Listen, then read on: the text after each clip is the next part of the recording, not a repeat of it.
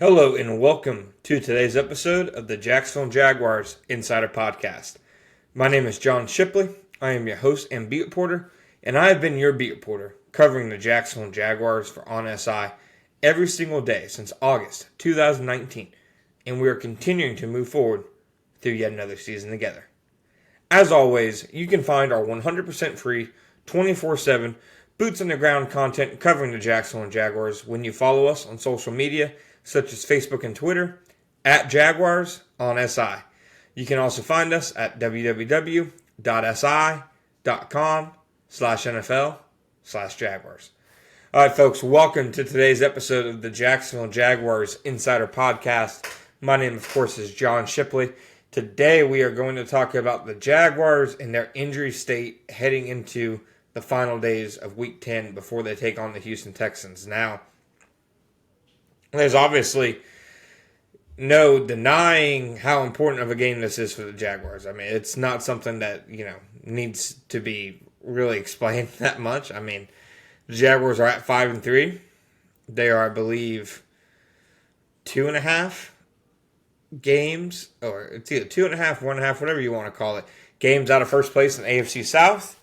The Indianapolis Colts have, even with their loss to the Steelers, a strong lead on the division. Now, of course, the fact the Jaguars play them twice still to go plays a big role. But regardless, the Jaguars right now are fighting and scratching and clawing for every inch they can get in this AFC playoff race.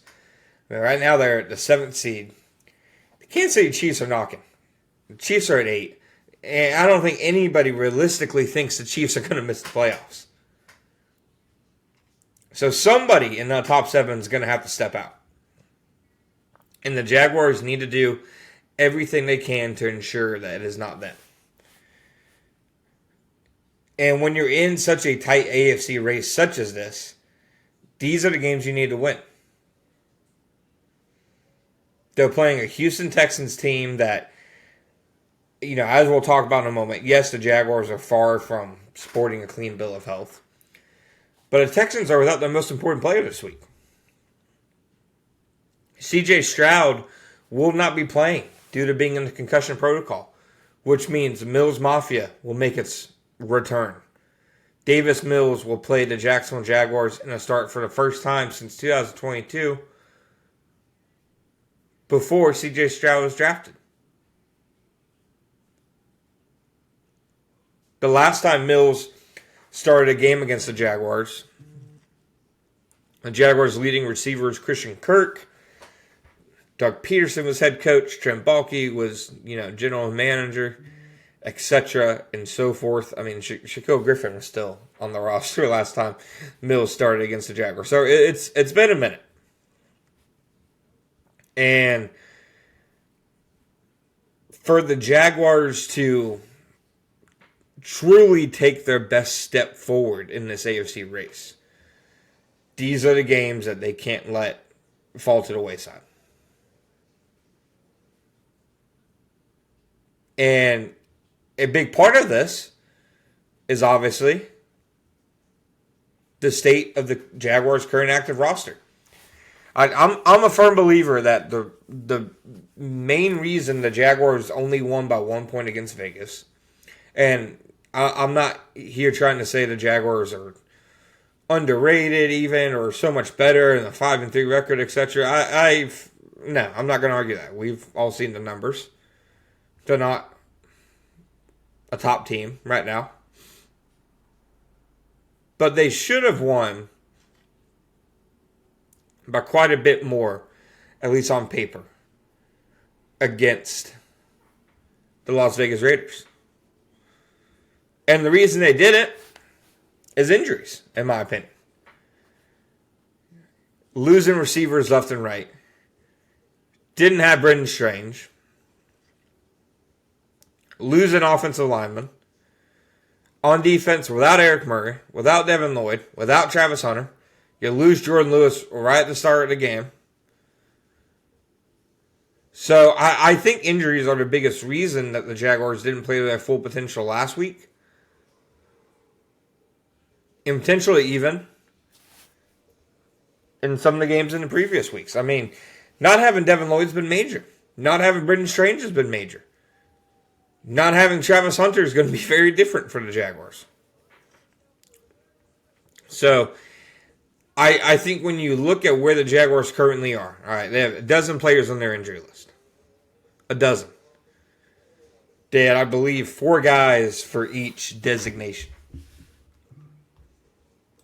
Limited, non-participant, and full. De'Ami Brown, concussion protocol. He actually improved from limited on Wednesday to full participant on Thursday. A good sign for his chances to play on Sunday.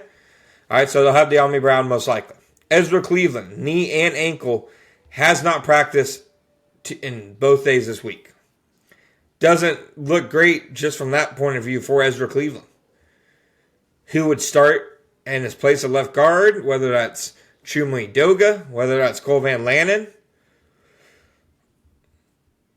would remain to be seen, but obviously missing any starting offensive lineman versus the best defense in the NFL is not ideal.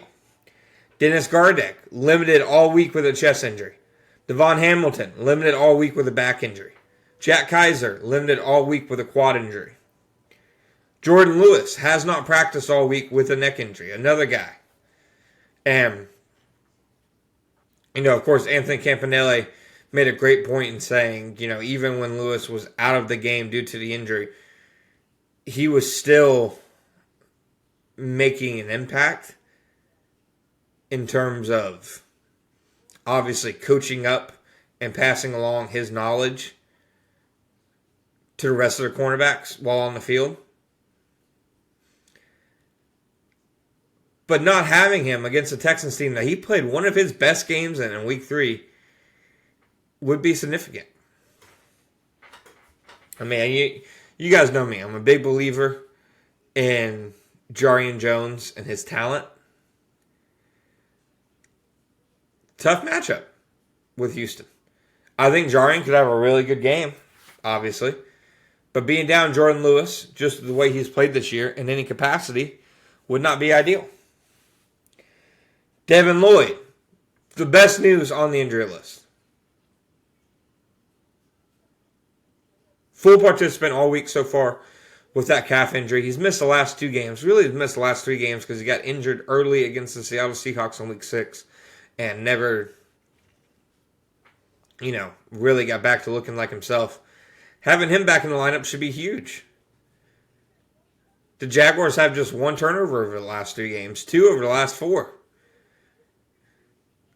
Getting Devin Lloyd back in the middle of that defense, just with the ball magnet that he's been, I think can't do anything but help the Jaguars in their quest to force more turnovers. Hunter Long, hip and knee, hasn't practiced this week. And because of the Jaguars' other tight end injury, with Brendan Strange on injured reserve, that's why the Hunter Long injury means more. If Hunter Long was injured, and they had, Brendan Strange and Johnny Munt at 100%, then yeah, you don't want to be short a tight end who obviously has a place in the offense. But now they're potentially short 2 tight ends for Sunday. Quinn Morris has practiced all week, so he'll be back in there, but we haven't seen Quinn Morris in an expanded role, let alone as a tight end too. Wyatt Milam wasn't on the injury report at all on Wednesday. Limited on Thursday with a knee injury.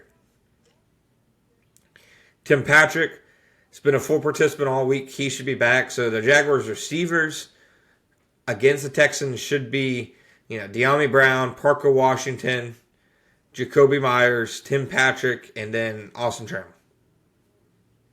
Maybe they call up Tim Jones again to give them 6. And then lastly, Brian Thomas, ankle injury, has not yet practiced this week.